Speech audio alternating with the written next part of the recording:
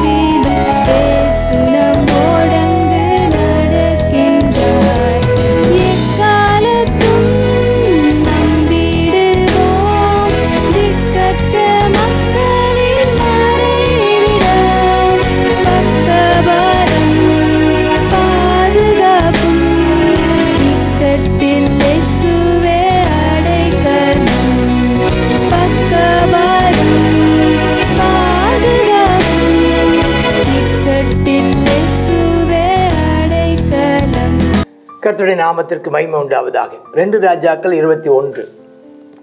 மனாசே ராஜாவாகிற போது 12 வயதாயிருந்து 55 வருஷம் எருசலேமில் அரசாள்றான். அவன் தாயின் பேர் எப்சிபால், ஒரு நல்ல ஒரு சகோதரி, ஒரு ஆவிக்குரிய பெண்மணின்னு தெரிந்து அவங்க பிறந்தான்.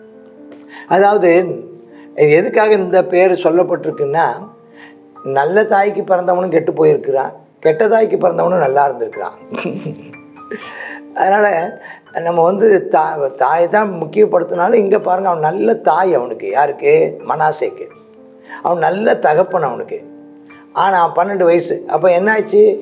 எசேக்கியா ராஜாவுக்கு கூட்டி கொடுக்கப்பட்டதான அந்த காலகட்டத்தில் பிறந்தவன். 15 வருஷம் கூட்டி கொடுக்கப்பட்ட அந்த காலகட்டத்தில் என்ன செஞ்சுருந்துருக்கணும், இவன் பிறந்தவன்னு நம்ம பார்க்குறோம். சரி, ஆக நம்ம நினைக்கிறோம் தேவன் எல்லாவற்றையும் தம்முடைய திருவுள சித்தத்தின்படியே காரியங்களை நடப்பிக்கிறார். நம்முடைய ஜெபங்களை கேட்குறதும் அந்த சித்தத்தின் மையத்தில் நம்முடைய ஜெபங்கள் அமையும் போது அவைகளுக்கான பதிலையும் தர்றார். அப்போ நம்ம ஏன் ஜெபிக்கணும்? தானாக நடக்குமே? இல்லை. நாம் ஜெபிக்க வேண்டியது நம்முடைய கடமை, ஜெபிக்க வேண்டியது நம்முடையதான நம்ம ஜெபம் ரொம்ப அவசியமானது. கர்த்தருக்கு ஸ்தோத்திரம். கர்த்தர் தம்முடைய சித்தத்தில் நம்முடைய ஜெபத்துக்கும் ஒரு இடத்தை ஆண்டவர் வச்சிருக்கிறார். அப்போ நம்ம என்ன சொல்லி ஜெபம் பண்ணுமா? ஆண்டவர் நம்முடைய சித்தம் பரமண்டலத்தில் செய்யப்படுவது போல இந்த பூமியில் செய்யப்படுவதாக என்று ஜெபிக்க வேண்டியதற்கு நாம் காரணமாக இருக்கிறோம். அப்போ நம்ம எல்லாருமே ஒரு காரியம் தேவனால் நடக்க வேண்டிய காரியமாக இருந்தாலும் நாம் ஜெபிக்க வேண்டியது ரொம்ப ரொம்ப அவசியமானது. சரி, கர்த்தர் இஸ்ரவேல் புத்திரருக்கு துரத்தின ஜாதிகளுடைய அருவருப்பின்படி எல்லாம் கர்த்தரின் பார்வைக்கு பொல்லாப்பானது செய்தான். ஐயோ, எல்லாம் அந்த பொல்லாப்பானது எல்லாம் சரி. மனாசே மிகவும் கேடு கட்டவனாக போயிட்டான். தன் தகப்பனாய் எசேக்கியா இடித்து போட்ட மேடையெல்லாம் திரும்ப கட்டுறான். பாகாலுக்கு பலிபீடத்தை திரும்ப கட்டுறான். ஆகாப் செய்தது மாறி எங்கே? அப்போ என்ன ஆகி போச்சு?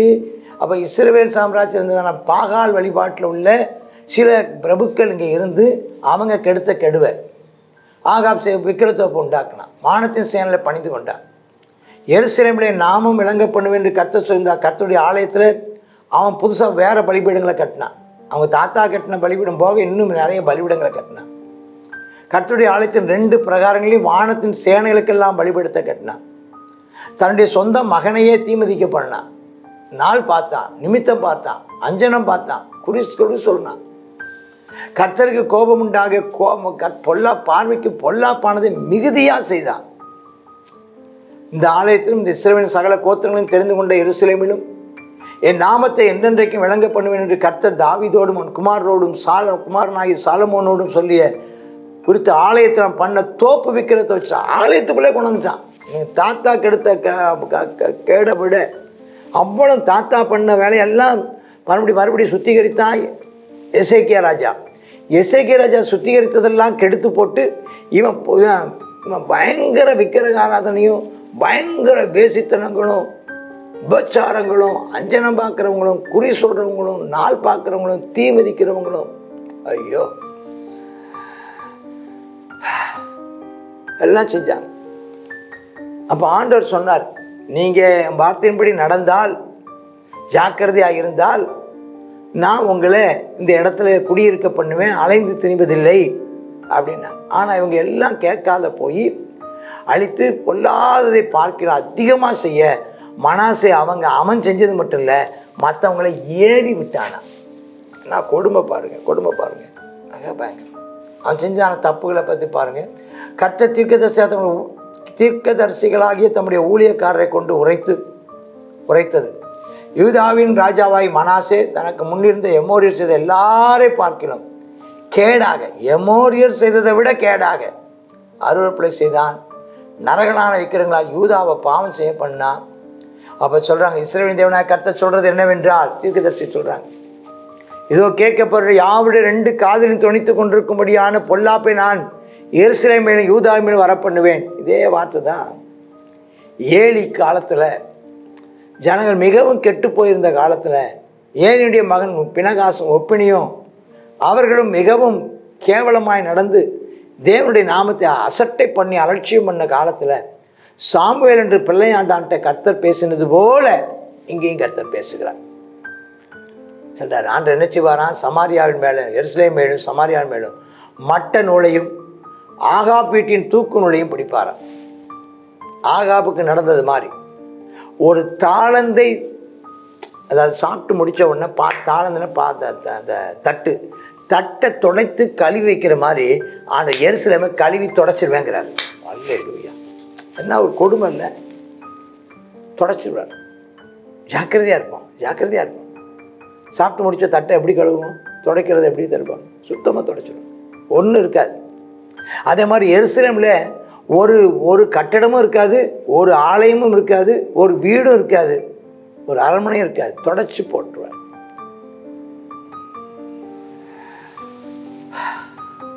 அவர்கள் 14ஆம் வசனம், எகிப்திலிருந்து புறப்பட்ட நாள் முதற்கொண்டு இந்நாள் வரைக்கும் என் பார்வைக்கு பொல்லாப்பானதை செய்து கோபம் ஊட்டினபடினால் என் சுதந்திரத்தில் மீதியானதை நான் கைவிடுவேன், அவளை நான் பகைஞருக்கு ஒப்புக் கொடுப்பேன், அவள் பகைஞருக்கெல்லாம் கொள்ளையும் சூறையுமாய் போவாங்க. கர்த்தரின் பார்வைக்கு 16ஆம் வசனம், பொல்லாப்பான செய்யும்படி மனாசே யூதாவை பாவம் செய்ய பண்ணபடினால் அந்த பாவமும் தவிர அவன் எருசலேமை 4 மூலை வரையும் இரத்தப்பழிகளால் நிரம்பத்தக்கதாய் குற்றமில்லாத இரத்தத்தை மிகுதியாய் சிந்தினான். நிறைய பேரை கொலை பண்ணிட்டான், பல காரணங்களால் கொலை பண்ணிட்டான். ஆங்காங்கே எங்கெல்லாம் எந்தெந்த தேசத்தில் குற்றமில்லாத இரத்தம் சிந்தப்படுகிறதோ அந்த தேசத்துக்கு ஐயோ. நீதிமான்கள் கொலை செய்யப்படுகிறார்களா? ஐயோ. அப்பாவிகள் கொலை செய்யப்படுகிறார்களா? ஐயோ. அது ஒரு வேளை ஆக்சிடென்ட்டாக இருக்கலாம், அது ஒரு வேளை விபத்தாக இருக்கலாம். விபத்து ஆக்சிடென்ட் ஒன்று தான், விபத்தாக இருக்கலாம், அல்லது இயற்கை சீற்றங்களாக இருக்கலாம், அல்லது கொலை பாவகங்களாக இருக்கலாம். இவைகளாலே ரத்தம் சிந்தப்படுமானா அந்த தேசத்துக்கு ஐயோ, அந்த பட்டணத்துக்கு ஐயோ. மனாசையின் மற்ற வர்த்தமானங்களும் அவன் செய்த பாவமும் கூட 4ஆம் வருஷத்தில் எழுதி வச்சிருக்கிறாங்களா. அவன் செத்து போன அவனை ஊசாவின் தோட்டமாக தானே, ஆமாம், அரண்மனை தோட்டத்தில் அடக்கம் பண்ணாங்களா. அவன் குமாரனாகிய ஆமோன் என்கிறவர் ராஜாவானானா. ஆமோன். இந்த ஆமோன் ராஜாவாகும்போது 22 வயசு, 2 வருஷம்தான் அரசாண்டான். யோத்பா ஊரானாகிய ஆரூத்ஸின் குமாரனாய் அவன் தாயின் பேர் மெசுல்லேமேத். நல்ல தாய். ஆனால் அவன் தன் தகப்பனார் மனாசே செய்தது போல கர்த்தரின் பார்வைக்கு பொல்லாப்பானதை செய்தான். தன் தகப்பன் நடந்த எல்லா வழியிலும் நடந்தான். யார்? மனாசே வழியில். மனாசே சேவித்த நரகலான விக்கிரங்களை அவனும் சேவித்து பணிந்து கொண்டான். கர்த்தரின் வழியில் நடவாமல் பிதாக்களின் தேவனாய் கர்த்தரை விட்டு விட்டான். எப்படி இருக்குன்னு யோசித்து பாருங்களேன். என்ன மகிமையா, என்ன ஒரு அலங்காரமா, என்ன பிரகாசமா தாவீதின் காலமும் சாலமோனின் காலமும் சிறந்து விளங்கின அந்த தேசம் இன்னைக்கு சீரழிந்து சின்ன பின்னமாகி பாவத்துக்கும் விக்கிரகத்துக்கும் சிலை வழிபாட்டுக்கும் ஆளாகி சிதைந்து போய் கிடக்கிறத பார்க்கும்போது நான் வேதனையாக இருக்குது அல்லவா? ஜனங்கள் எல்லாம் தங்களை தாங்களே கெடுத்து கொண்டவர்களாக, தங்களை தாங்களே அவமானப்படுத்தி கொண்டவர்களாக, சுற்றி இருக்கிற ஜனங்களுக்கு முன்பதாக தங்களை நீசத்தனமாக கெடுத்துக்கிட்டாங்க. கர்த்தரை விட்டுட்டாங்க. கர்த்தரை தேடுகிறவன் ஒருவனாகிலும் இல்லை, நீதிமான் ஒருவனாகிலும் இல்லைங்கிற ஸ்டேஜ் ஆகிப்போச்சு. கர்த்தரை தேடுறவன் ஒருத்தரும் இல்லை. அப்போ அந்த ஆமானின் ஊழியக்காரன் விரோதமாக கட்டுப்பாடு பண்ணி ராஜாவின் அரண்மனையில் கொண்டு போட்டாங்க. அதனால தேசத்து ஜனங்கள் ராஜாவாகி ஆமோனுக்கு விரோதமாக கட்டுப்பாடு பண்ணல வெட்டி போட்டு அவன் குமாரனாய் யோசியாவன் ஸ்தானத்தை ராஜாவாக்குறாங்க. யோசியாங்கிற ஒருத்தர் ராஜா. ஆமோன் செய்த மற்ற வர்த்தமானங்கள் யூதா ராஜாக்களுடைய 4ஆம் புஸ்தகத்தில் எழுதியிருக்குது. அவன் ஊசாவின் தோட்டத்தில் உள்ள அவனுடைய கல்லறையில் அடக்கம் பண்ணாங்களாம். அவனுடைய ஸ்தானத்தில் அவன் குமாரனாகிய யோசியா ராஜாவானான். இப்போ யோசியாவை பற்றி நம்ம அடுத்து படிக்க போகிறது என்ன தெரிஞ்சுக்கிறோன்னா இந்த ஆமோன், இந்த மனாசே, இவங்க காலத்தில் தீர்க்கதரிசிகளே இல்லை. இவங்க தீர்க்கதரிசிகளை கொலை செஞ்சுட்டாங்க. ஏசாயா தீர்க்கதரிசி இந்த காலகட்டங்களில் கொலை செய்யப்பட்டான். தீர்க்கதரிசியை கொலை செஞ்சுட்டாங்க. கர்த்தருடைய ஊழியக்காரருடைய குரல் வலையை நசுக்கி போட்டாங்க. இதெல்லாம் நடந்தது. அதனால் தீர்க்கதரிசி வாழ்க்கை முடிஞ்சுன்னு நினைக்காதீங்க. தீர்க்கதரிசி நித்திய ஜீவன் போயிட்டாங்க. ஆனால் சமுதாயமும் அவருடையதான ஆவிக்குரிய வாழ்வும், அவருடைய பொருளாதார வாழ்வும், அவருடைய சமூக வாழ்வும் சீரழிந்து சின்னாபின்னமாய் போனது. வேண்டாம். கர்த்தரை நோக்கி திரும்புங்கள். கர்த்தருடைய வசனத்துக்கு நேராக திரும்புங்கள். உங்களை நீங்களே சுத்திகரித்துக் கொள்ளுங்கள். ஆகாதவைகளை அகற்றுங்கள். ஆலயத்தை நோக்கி வாருங்கள். உங்களை சீர்படுத்துங்கள். உங்களை ஸ்திரப்படுத்துங்கள். கர்த்தராகிய தேவனை மட்டும் ஆராதியுங்கள். அவர் மறுபடியும் உங்களை திரும்ப கட்ட அவர் போதுமானவராயிருக்கிறார். ஆமேன், ஆமேன். God bless you. கர்த்தருடைய நாமம் மகிமைப்படுவதாக. 2 ராஜாக்கள் 21வது அதிகாரத்தை பார்க்குறோம். இந்த 21வது அதிகாரத்தில் எசேக்கியா ராஜாவுடையதான மகன் மனாசே, இந்த 15 வருடம் கூட்டி கொடுக்கப்பட்டதான அந்த நாட்களில் பிறந்ததான அந்த மனாசேன்றதான மகன் ராஜாவாகிறான். மிகவும் கர்த்தருடைய பார்வைக்கு மிகவும் பொல்லாப்பானதை செய்தான் என்பதை பார்க்கிறோம். அது மனாசே கர்த்தருடைய பார்வைக்கு பொல்லாப்பானதை மிகுதியாய் செய்தான் அப்படின்னு சொல்லி நம்ம அதில் பார்க்க முடிகிறது. அவன் என்ன செய்தான்? ஆலயத்துக்குள்ளாரையே வான சேனைகளை என்ன செய்தான்? வச்சுட்டான். ஆலயத்துக்குள்ளாரே அதற்கு பீடங்களை கட்டிட்டான். ஆலயத்துக்குள்ளாரையே தேவனுடைய மகிமை பொருந்தின தேவனுடைய நாமம் விளங்கும்படியான அந்த ஆலயத்துக்குள்ளே கொண்டே விக்கிரகத்தை வைத்து அதற்கு தூபம் காட்டி தன்னுடைய பிள்ளைகளை தீமிதிக்க பண்ணி நாள் பார்த்து, அடுத்ததாக நிமித்தம் பார்த்து, அஞ்சனம் பார்த்து, குறி சொல்லுகிறவர்களை நாடி அது தான் மட்டுமல்லாமல் இவன் செய்கிற பாவத்தை எல்லாம் யூதாவையும் செய்ய வைத்து யூதாவையும் பாவம் செய்ய பண்ணினான் என்று சொல்லி இந்த வேதத்தில் நம்ம இதில் பார்க்குறோம். தான் கெட்டது காரணாதுன்னு மற்றவங்களே என்ன செய்கிறான்? கெடுத்துட்டான். ஆகையினால கர்த்தர் என்ன செய்தாராம்? அது மாத்திரம் இல்லை, அவன் என்ன செய்தான்? ரொம்ப குற்றமில்லாத இரத்தத்தை அதிகமாக சிந்த பண்ணினான் என்பதையும் நம்ம இந்த அதிகாரத்தில் பார்க்குறோம். ஆகையினால அவன் பிற்காலத்தில் என்ன செய்யலை? அவன் ஆசீர்வதிக்கப்பட முடியலை. அவனுடைய தன் மகன் ஆமோன் அவனுக்கு மேலே இருந்தான் அப்படிங்கிறத நம்ம இதில் பார்க்குறோம். இந்த நாளில் நம்ம கவனமாக நடக்கணும். ஆமே, நம்முடைய தன் பிள்ளைகளை கர்த்தரால் போதிக்கப்பட்டிருக்கணும். நம்முடைய பிள்ளைகள் சமாதானம் பெரிதாக இருக்கணும். பிள்ளைகளுக்காக எல்லாவற்றையும் நம்ம முயற்சி எடுக்கிறோம். பிள்ளைகள் ஆவிக்குரிய ஜீவிதத்தில் வளர்ந்து வருவதற்கு நம்ம முயற்சி எடுக்கணும். கர்த்தர் நம்மை ஆசீர்வதிப்பாராக. ஜெபிப்போம். அப்பா, ஸ்தோத்திரம் ஆண்டவரே. இந்த எசேக்கியா ராஜாவுடைய மகன் மனாசே உமக்கு பிரியமில்லாத காரியத்தை மிகுதியாய் செய்தான் என்று சொல்லி பார்க்கிறோம். எல்லா ராஜாக்களை பார்க்கலாம் மிகுதியான பாவத்தை செய்து உம்மை கோபம் உண்டாக்கிற செயல்பாடுகளை பார்க்கிறோம் ஆண்டவரே. அவன் அரசாண்ட காலம் 55 வருடங்கள். யாருமே அவ்வளவு நாட்கள் அரசாண்டப்பா. அந்த 55 வருடங்களையும் உமக்கு பொல்லாப்பானதையே செய்துதான் இந்த மனுஷன் ஆண்டவரே.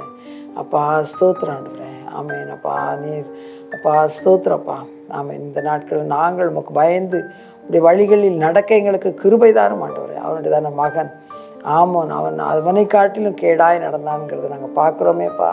தகப்பனே, உமக்கு பிரியமானதை எங்களுக்கு போய் தரலாம் அப்பா. எந்த சூழ்நிலையிலும் உடைய அன்பை விட்டு தூரம் போகாத ஒரு நல்ல ஒரு இருதயத்தை எங்களுக்கு தந்தருளுவீராக.